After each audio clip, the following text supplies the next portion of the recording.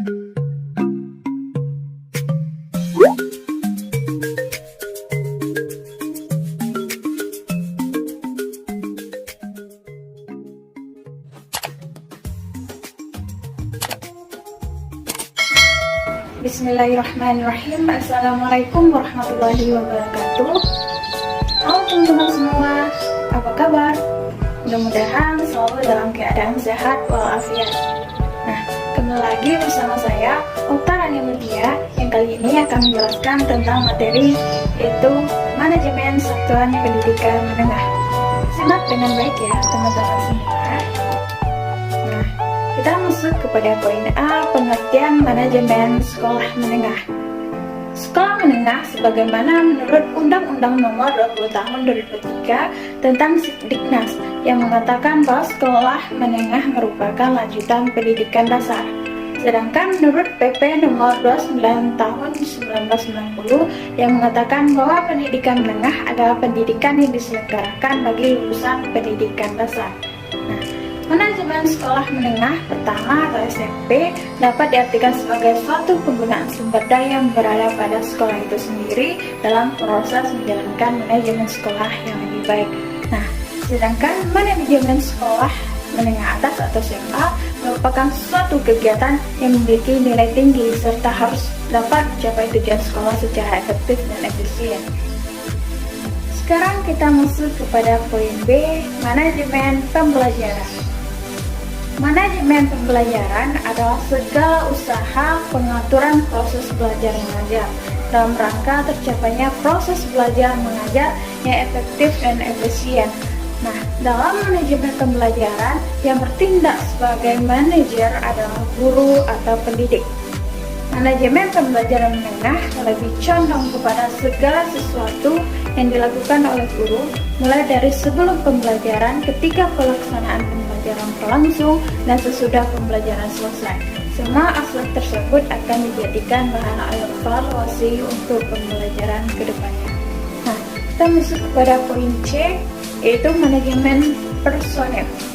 Manajemen personel adalah segenap proses penataan yang bersangkut paut dengan masalah pemberoleh dan penggunaan tenaga kerja untuk demi tercapainya tujuan sekolah yang telah ditentukan sebelumnya. Manajemen personel sekolah menengah utamanya harus ditekankan pada upaya peningkatan dan perbaikan kualitas kerja para guru dan staf lainnya.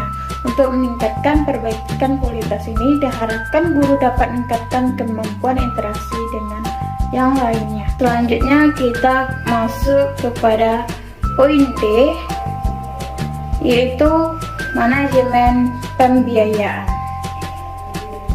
Nah, manajemen pembiayaan adalah serangkaian aktivitas yang mengatur keuangan sekolah, mulai dari perencanaan, pembukuan, pembelanjaan, pengawasan, dan pertanggungjawaban keuangan sekolah dengan mengendalikan atas fungsi-fungsi manajemen untuk mencapai tujuan organisasi. Pembiayaan pendidikan adalah segala biaya yang dikeluarkan baik oleh orang tua atau murid maupun pemerintah demi kelancaran proses pembelajaran. Kita masuk kepada kegiatan pembiayaan. Dalam manajemen keuangan, menjadi tahap perencanaan keuangan atau budgeting, tahap pelaksanaan atau accounting, dan tahap penilaian adalah auditing. Sekarang kita masuk kepada poinnya E, yaitu manajemen sarana dan prasarana. Manajemen adalah suatu seni atau prinsip yang juga berkaitan dengan berbagai pengorganisasian, seperti halnya menyusun perencanaan, membangun organisasi, dan pengorganisasiannya, penggerakannya, serta mengendalikan atau pengawasan. Sedangkan prasarana pendidikan adalah semua perangkat kelengkapan dasar yang secara tidak langsung menunjang proses pendidikan di sekolah. Dalam pendidikan misalnya lokasi atau tempat, bangunan sekolah, lapangan sekolah, ruang, dan sebagainya. Sedangkan sarana pendidikan adalah semua perangkat peralatan, bahan atau perabot yang secara langsung digunakan dalam proses pendidikan sekolah seperti ruang, buku, perpustakaan, laboratorium, dan sebagainya. Sekarang kita masuk kepada poinnya F, yaitu manajemen hubungan dengan masyarakat. Humas atau hubungan masyarakat adalah keseluruhan upaya yang dilangsungkan secara terencana dan berkesinambungan dalam rangka menciptakan dan memelihara niat baik dan saling pengertian antara satu organisasi dengan segenap khalayak. Nah, jadi Humas adalah suatu rangkaian kegiatan yang diorganisasi sedemikian rupa sebagai suatu rangkaian kampanye atau program terpadu, dan semuanya itu berlangsung secara berkesinambungan dan teratur. Manajemen hubungan sekolah dengan masyarakat adalah menilai sikap masyarakat agar tercipta keserasian antara masyarakat dan kebijaksanaan organisasi. Karena mulai dari aktivitas program Humas, tujuan dan sasaran yang hendak dicapai oleh organisasi tidak terlepas dari dukungan serta kepercayaan citra positif dari masyarakat. Nah, sekarang kita masuk ke poin yang G, yaitu isu-isu kritis dalam manajemen pendidikan menengah. Pada zaman abad ke-21 didasari oleh 4 pilar UNESCO, yaitu learning to know, learning to live together, and learning to be. Yaitu suatu masyarakat dalam era informasi merupakan masyarakat pembelajar lifelong learning sejati. Karena jika tidak terus-menerus belajar maka akan tertinggal.